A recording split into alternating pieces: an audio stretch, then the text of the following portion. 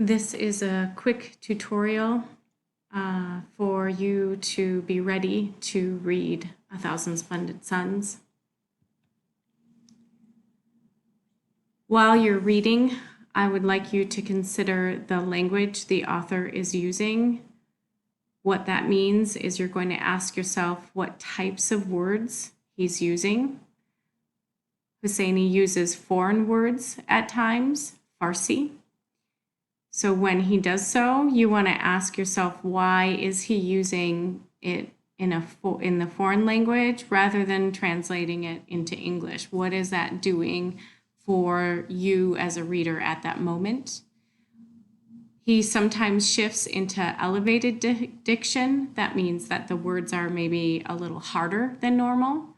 Or maybe he'll shift into easier diction, or maybe he'll use a swear word or whatever it might be. So anytime you're reading it, you want to sort of think about what types of words he's using for the particular moment in time.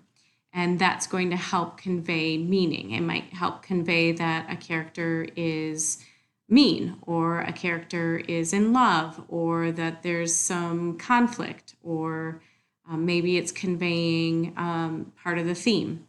So the language is obviously the essential tool of an author, and so it's an important consideration when analyzing a work of fiction. Next, you want to consider the structure. The structure can be overarching, so consider how the novel is structured. In this case, our novel is broken into parts, and each part is broken into chapters. Okay. And then you further that question into how are the chapters delineated, or how are the parts delineated. In A Thousand Splendid Suns, Khaled Hosseini takes great pains to construct his narrative around specific historical events. And so each part of his novel is using that historical event to convey a message in the work, and to sort of symbolize certain aspects of our characters' lives. Other things you can consider in a novel is even the structure of a paragraph. Does it flash forward? Does it flash back? Is there contrast? Is it a short paragraph? Is it a long paragraph? Those sorts of things are helping to construct the meaning in the work. You can also consider where in the structure of a novel is a particular part placed. So is it exposition, rising action, climax, etc.? Additionally, when you address structure, you can think about the narrative viewpoint. That's who is narrating the story. In our case, it's a third-person narrator, but it's from multiple perspectives. The opening of our novel is from Mariam's perspective, but then you have to ask yourself, is it Mariam's perspective as an older character looking back? Is it in her youth? Is it naive, etc.? So those are all things that help to give you the meaning of the novel. Finally, we have technique, and technique is such an overarching principle. So here are some of the aspects of technique. First is characterization. You might ask who the characters are, what is being provided, how is it being provided, do we learn background information, and then how, again, is Hosseini using language to develop that character. If you notice, these things sort of start to interweave together. There's not really one thing separate from another. And then what's Hosseini's attitude toward the character, or what is he trying to make sure we feel about the character? And how do you know that? The setting is, again, in this case, the novel is set in Afghanistan in specific time periods for specific reasons.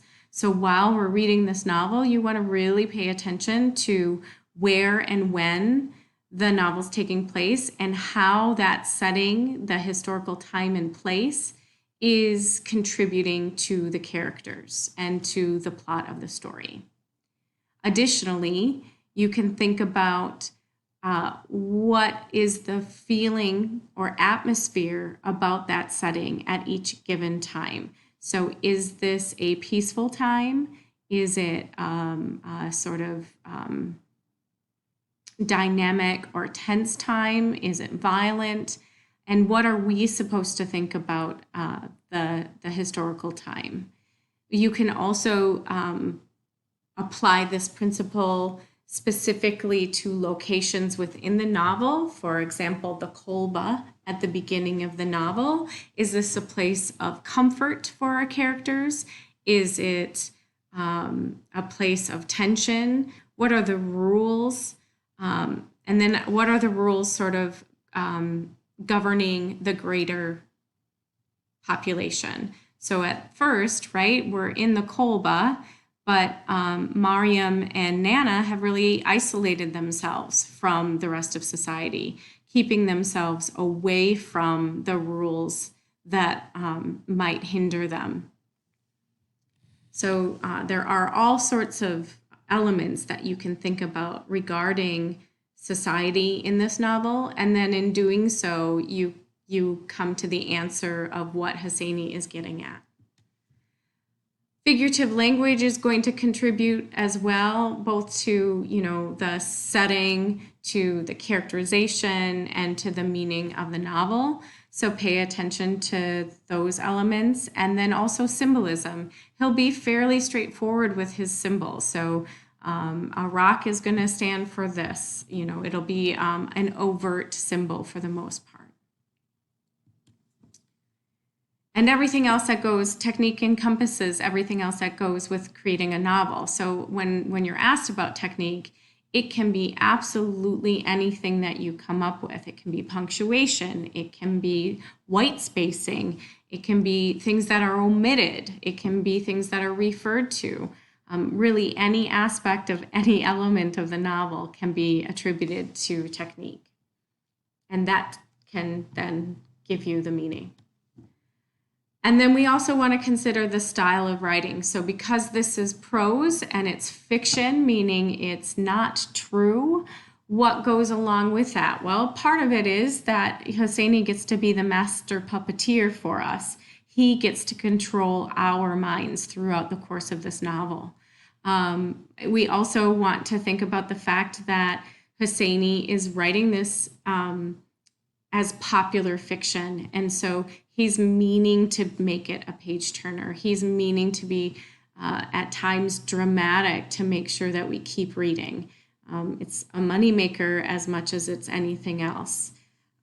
So how does that control the narrative? And then how does that control the meaning of the novel? And so then, once we sort of ascribe meaning to the novel or to the element of the novel at that time, then we want to sort of scope out and think about what that might mean on a more universal scale. So let's talk a little bit about these global issues.